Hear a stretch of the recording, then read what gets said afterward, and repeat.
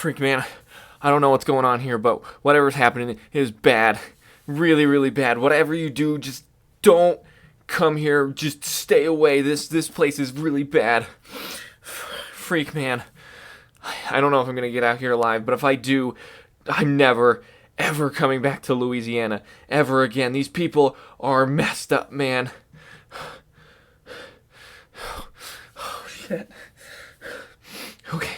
Just, whatever you do, enjoy the video as much as possible and just, please, stay away.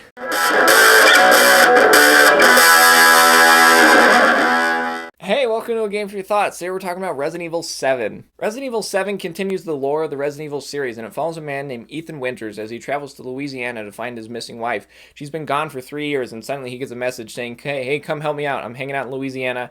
This is not cool. Come help me. So he instantly goes there and tries to help her out. And now we get to meet the Baker family and their messed up experiences. And now Ethan's finding himself in a little bit more of a deep and dark plot than he anticipated, rather than just saving his wife. So the Resident Evil series has never been known for its hard, deep storytelling, and this one certainly continues that tradition, but Resident Evil 7 starts out very different than any other Resident Evil game. This one definitely is a little bit more in-your-face horror, and this doesn't just come from the first-person perspective. That certainly helps, but just the situations and stuff at the very beginning of the game are just very in-your-face, very scary, something I necessarily haven't seen in a Resident Evil game, specifically looking at the mainline games, 1, 2, 3, 4. We're not going to talk about 5 and 6.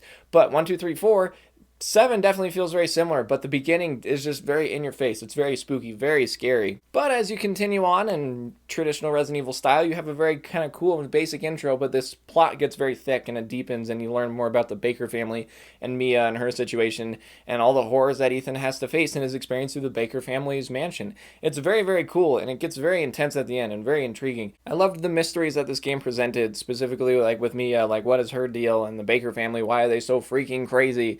It was all really engaging, really entertaining, and it built some really awesome tension, and that's what Resident Evil does best, is build really rad tension, and the story continues to do that, just because it's what is happening here? Ethan, man, you got way over your head. Is Mia really worth it? One thing I particularly enjoyed was seeing old VHS tapes that you could play to give you little hints into the game, and even build some more story and world. You find specific tapes that follow this camera crew of this show and kind of their experience with the Baker family, and it's very spooky and very cool, but leads to some really cool foreshadowing and kind of helping you along with the plot, and just did some really great world building and character building of the Bakers. One thing I will say, though, is I was kind of bummed. Ethan as a character, getting in that first-person perspective, I didn't really necessarily feel like Ethan. I felt like me. I feel like in previous Resident Evil games, you're playing as that character. You're playing as Leon or Jill or Chris or whoever, and you feel like that character. But in the first-person perspective, I feel like it was me that was all this stuff happening to. I didn't play in VR, and I don't want to play in VR. That sounds terrible.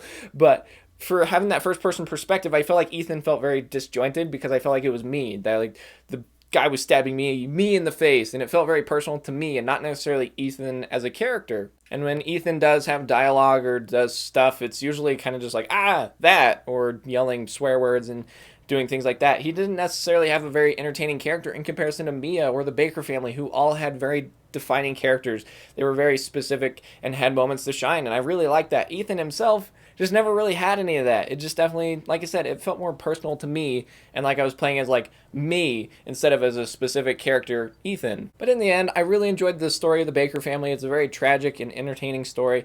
I love following Ethan as he tries to save Mia and figure out just what in the world is going on. I love meeting all the unique characters, specifically the Baker family. They're all very crazy, and they have something very cool and specific about them, and they each get their time to shine. And Mia just was very cool. Zoe, I definitely feel could have been developed a little bit more. I didn't necessarily care for her, but Mia definitely had her moments to shine, and she had a really cool and interesting character. Ethan, I just didn't necessarily feel very much for him, just because it felt more like me with that first-person perspective. So I really hope in Resident Evil Village we can get a little bit more of Ethan. I can kind of care about him a little bit more, and he can kind of just tuck right in there with Jill, Chris, and Leon, characters like that. So I'm very excited to talk about the gameplay. So Resident Evil 7 is the very first Resident Evil game to use a first-person perspective. Well, not counting the shooting gallery spin-offs, but the first mainline Resident Evil game to use a first-person perspective. I really, really liked this. It was was a very cool change, and it did everything perfectly. It was very in your face. It was very exciting. It was very fun gameplay, but it did a fantastic job of building tension, and I think that's what Resident Evil does the best. It builds fantastic tension, and this game does not lose that. This tension comes from several different factors. The first being the first-person perspective. Having the monsters right in your face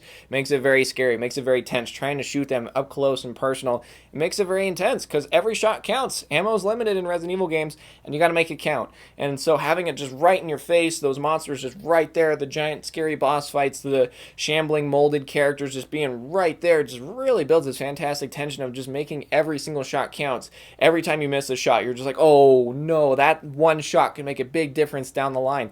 And it was fantastic tension. Going along with this is the inventory management. Resident Evil is awesome in inventory management, having only a specific amount of slots and being able to carry as much as you can in those slots was really great. Resident Evil 7 continues this, making sure that you pick up only what you need and remembering where things are just in case you need to go back and get some resources in a quick moment, but also leaves for some really interesting moments because Resident Evil 7 doesn't pause the action when you pull up your inventory. Everything's still going and moving around you.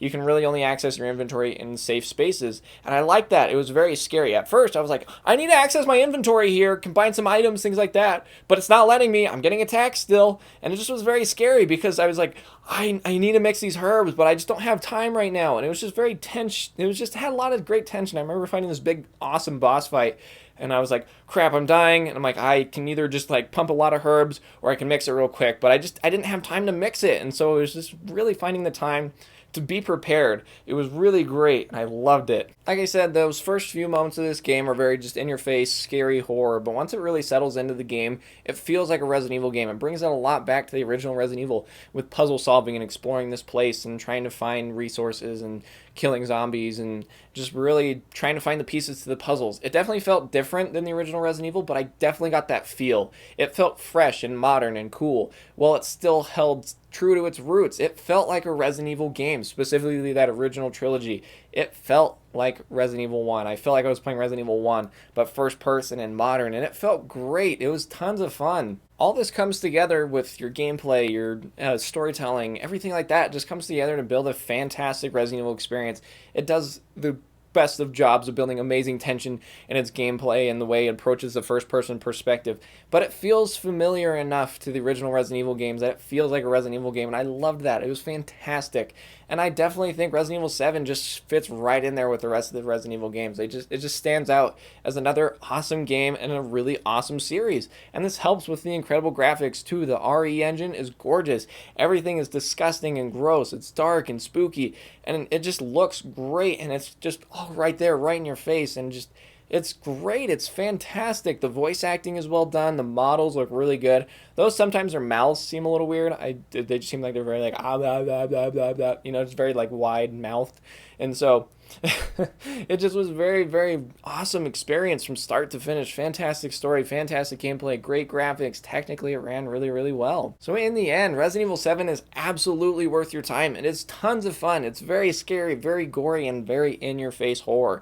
And it just keeps a lot of what I loved about the original games and makes it feel modern, fresh, and fluid. And it's great. I mean, this game goes on sale pretty often, and even not on sale, it's still worth the $20 price. I mean, it even comes with a free DLC that continues the story after you're done. And it's fantastic. It's a great Resident Evil experience that I think you should absolutely check out. If you're into horror games, you're going to love this one. If you're liked Resident Evil, you're going to love this one. And even if you don't like Resident Evil, this is a great place to start. It's something modern, accessible, and tons of fun. And you can play it in VR. I don't want to play it in VR. It was way too scary in not VR. I just can't imagine trying to play it in VR. I've heard it's a fantastic VR experience. I don't have a VR headset, but maybe it might be worth checking out.